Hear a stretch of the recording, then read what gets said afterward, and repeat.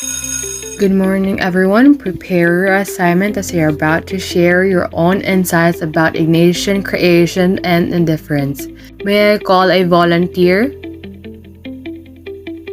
Everyone will be given a chance to participate, but let us start with Adi. What I understand about the value of Ignatian creation is that the creation of God is a source of life that we should appreciate and give value.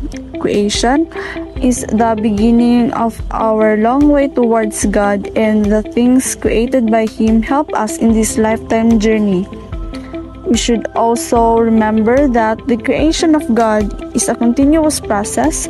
Sometimes we do not see and realize this, but if we only put our perspective in finding God in all things, then we could be able to make sense that everything did not only end on that 7 days of God making His creation, which can be read in Genesis, because His creation can also be seen in us. Our abilities, talents, and gifts that He has given us make us feel enough and special to His eyes, even if we don't tend to realize this sometimes.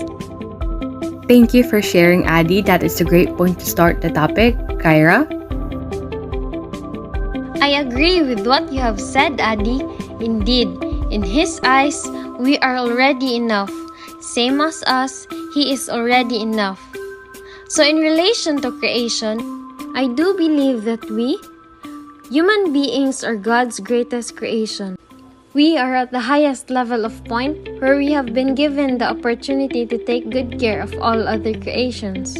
However, sometimes we tend to forget the importance of taking good care of what He has made. We tend to take advantage of God's creations, and sometimes we use it for our own fleshly desires, which makes it gradually destroy His creation. I have realized that in every aspect of our lives, we should do everything that glorifies the Lord.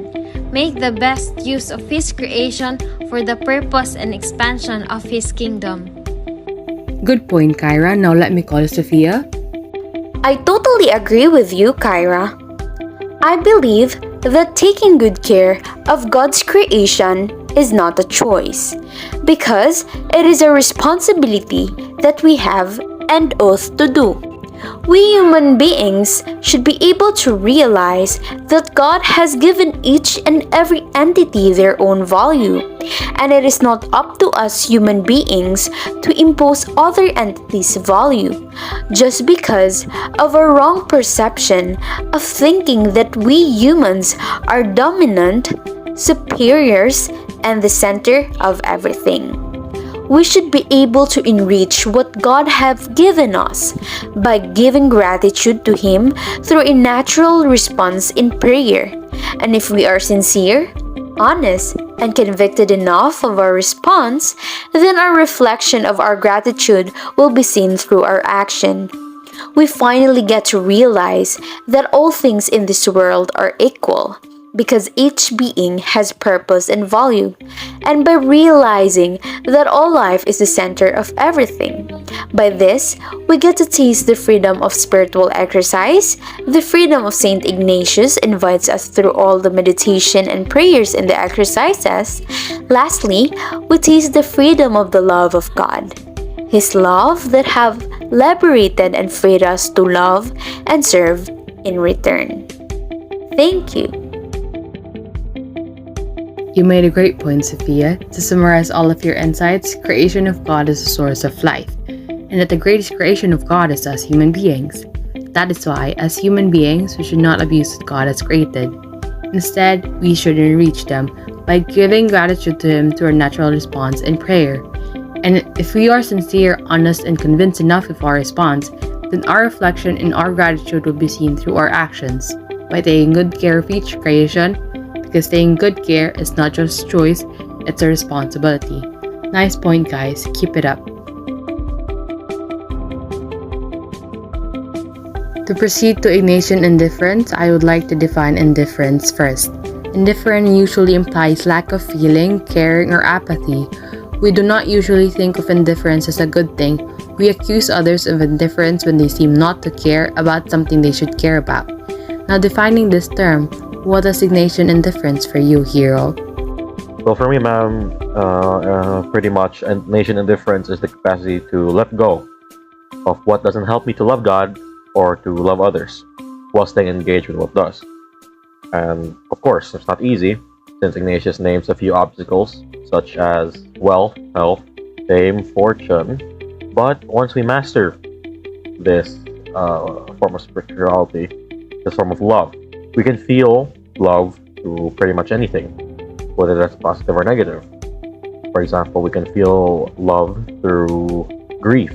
We can feel love through wellness or illness. And we can always choose to love, pretty much, since we are never alone in thinking about love, because we're always with God Himself and always in friendship with God. Since God's love and friendship are the foundation of indifference, that means, again, love is always an option, or will be an option.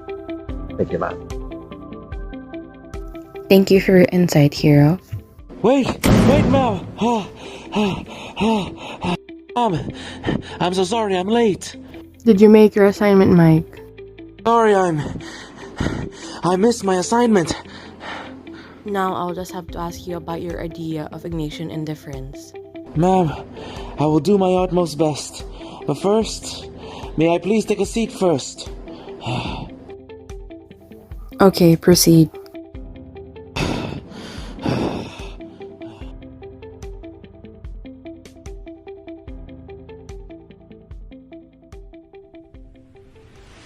I would like to explain more on Ignatian indifference, but first, in my own definition about Ignatian indifference, I will put it into 3 key words or 3 key sentences on word learned. First off, it focuses more on God rather than yourself. That is my first key point. 2 is it focuses on your own spirituality, not your physical self nor your mental self. And 3, it also provides us a lesson from God that Ignatian indifference does not mean lacking of interest. It also means a deeper reflection of how we perceive His world. I am amazed by your sharing, guys. Indeed, indifference in the spiritual sense is a gift from God. It is a kind of grace. Insofar as we practice indifference or try to increase it in ourselves, it's a virtue. It's a characteristic we admire in other people, especially in those who habitually place the good of others before their own. Thank you for sharing today. I hope we'll maintain this atmosphere in our next sharing session. Thank you, everyone. Until our next meeting, class dismissed.